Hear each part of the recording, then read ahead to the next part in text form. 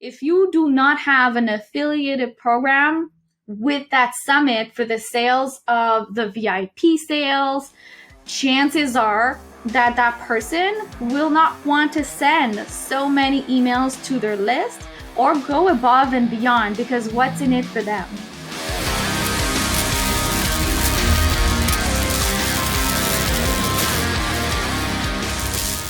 Who should do a summit? Like, is there a particular type of person or business that can benefit from a summit? Absolutely. Listen, I've been behind the scene on summits that have done phenomenal. Okay, it was phenomenal. So first off, it's the topic. If you're going to have a general topic, stop right there. It's not going to work. It's going to flop. Okay.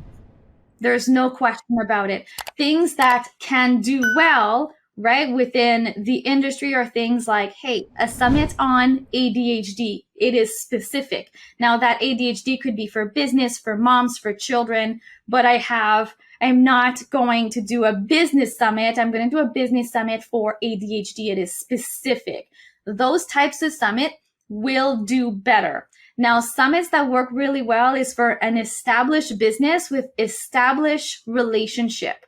You're going to invite people that you already have a relationship to an extent with.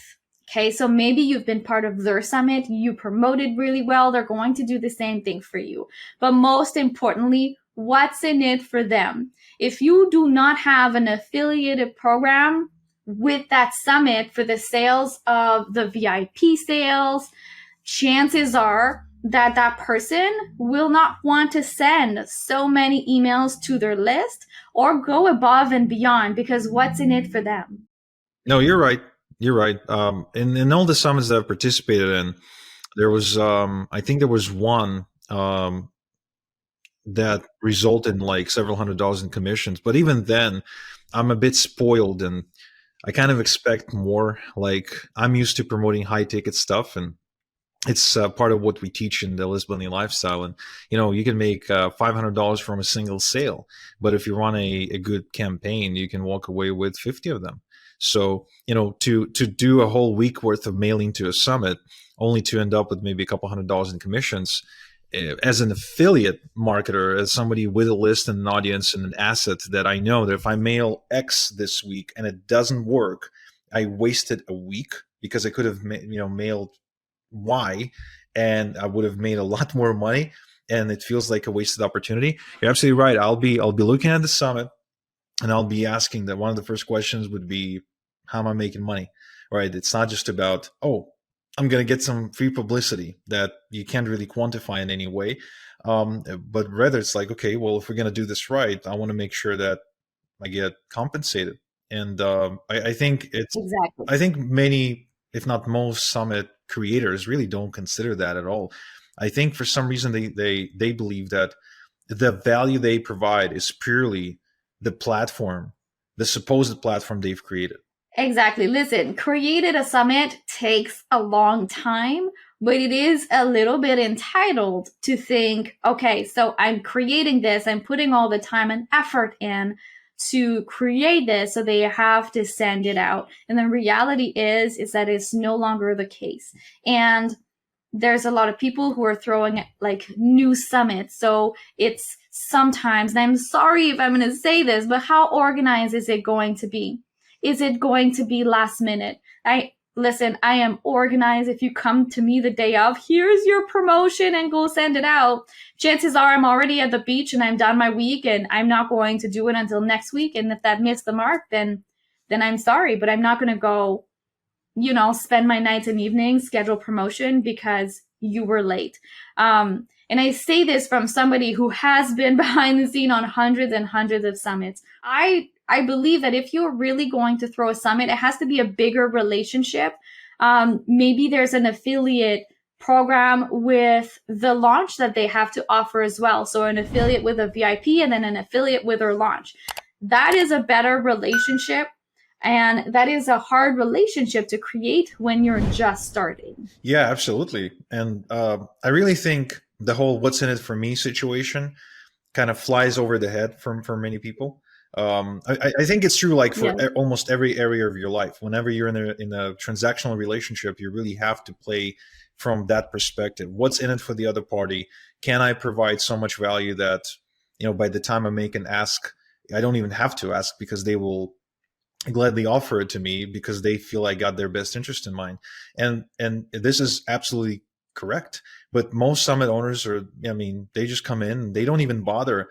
Like oftentimes they come in and they're like beginners and they'll tell you about it. So not to expect much. But the ones who aren't, they really don't put enough effort into rewarding the mailers. And that's why I think summits have a bad reputation when it comes to, why would I mail? Like honestly, like after a while getting invited to summits, the first couple of times I was like, yeah, of course I'll mail. Yeah, I'll mail. But then it's like, but why would I? Like one of the first summits that I participated in was by Bill Glazer. He was, first of Bill Glazer is a big name to me personally. It means a lot because, he was then Kennedy's partner in GKIC, Glazer Kennedy Inner Circle. So when I had an opportunity to work with him, that was amazing. Then he also put me into one of the chapters in his book where he interviewed me about the way I run my affiliate campaigns. So that was really cool because I got to be in the book with like the likes of I think Russell Brunson and Ryan Levesque and a bunch of people. So when he said that he's going to put together a summit and that he said one of the conditions is you have to mail, he didn't have to convince me because I knew I just had I felt honored to even be participating in that experience. But what's interesting is that when I mailed for that summit, I only sent out 3 emails, but I ended up landing second on the leaderboard for referrals to a course or a VIP ticket or something. And all the money was actually going to a veterans foundation that he was supporting because they helped him recover from a stroke. And I think I was only second to the Kajabi guys. I think there's like 2 guys who own Kajabi, and that was amazing. But my agenda as a participant had nothing to do with actually making any money because I was just happy with being in Bill Glazer's world, if you will. Right, that was like a big deal to me. But I can't say the same thing about most summits I get invited to because oftentimes it'll be just somebody with no street cred, and it'd be like, okay, another interview. Do I have an hour to carve out in my schedule now, or should I invest this hour into something else? And that's really how I'm thinking. And definitely like the whole, mailing to it is probably very, very low on the priority list, if you know what I mean. Yeah, well, that first summit, that relationship that you created with that person was exceptional. Yeah.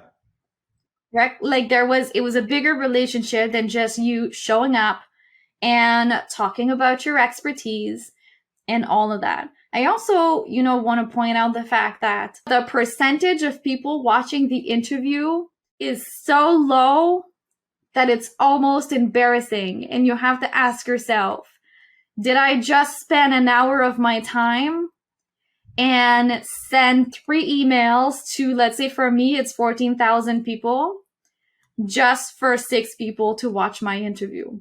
Because the statistic, you can hear my French there, of people actually watching the interview is incredibly low. Then you have to ask yourself, is this really the best way to collaborate with people?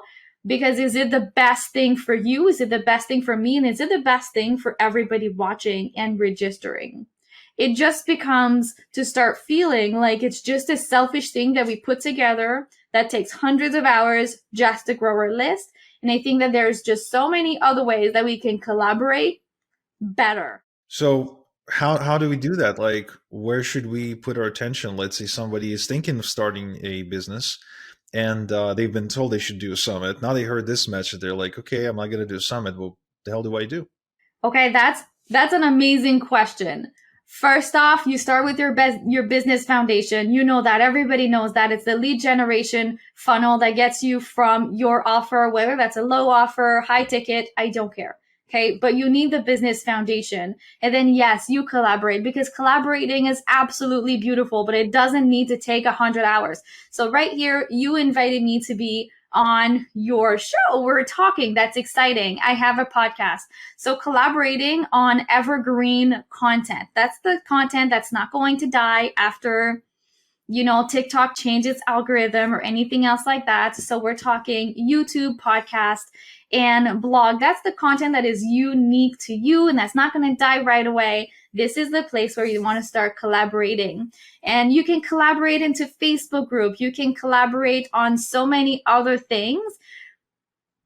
But that is the stepping stone. This is where you start. So you can see that, I don't know about you, but the first time I interviewed someone, I sweated through my entire clothing. Okay, there's a lot of things that we haven't talked about at Summit that is overwhelming. Okay, so if you're just starting your business and it's the first time you turn the camera, oh my gosh, it is overwhelming. It is overwhelming. Now, I'm really lucky because Zoom and the camera had lots of filters, so nobody noticed. Don't worry. But it is overwhelming. So starting with YouTube, with podcasts, with blogging, and collaborating on those platforms is where I would get started. Okay, so essentially what you're saying is we need a lead gen offer, and we need to start getting in front of an audience. And so that's how we build an audience using our lead gen offer. Then we can start promoting stuff. Absolutely, because you can promote on social media.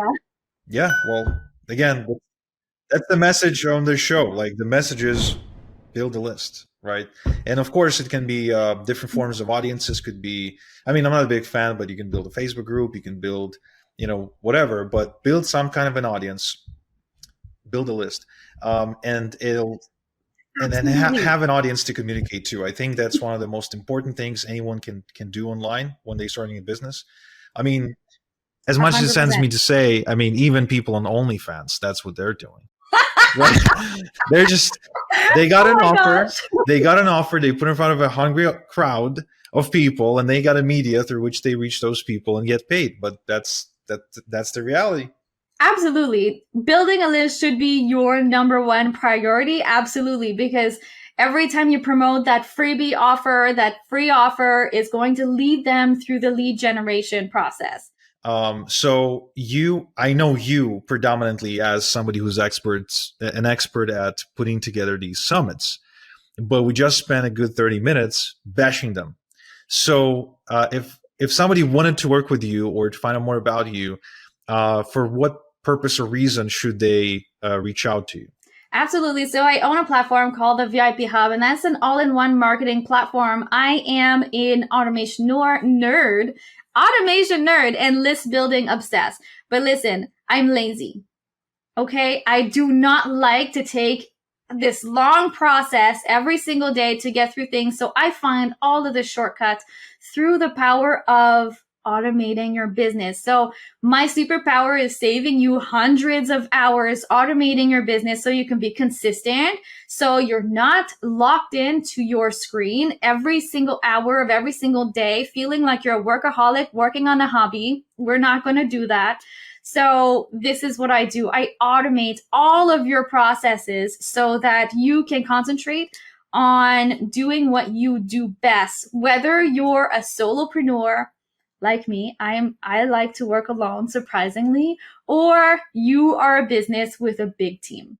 Guys, if you want to find out more about Sophie, if you want to work with her, if you want to get into her world, then you can head over to her website, which is www.sophieriley.ca. So if you want to go to sophieriley.ca, check out what she's got going on. If you're a self-starter, go-getter, and you're getting tied up with all the stuff you have to learn and all the things you have to do, and you need someone to show you how to automate all of this, then feel free to reach out to her.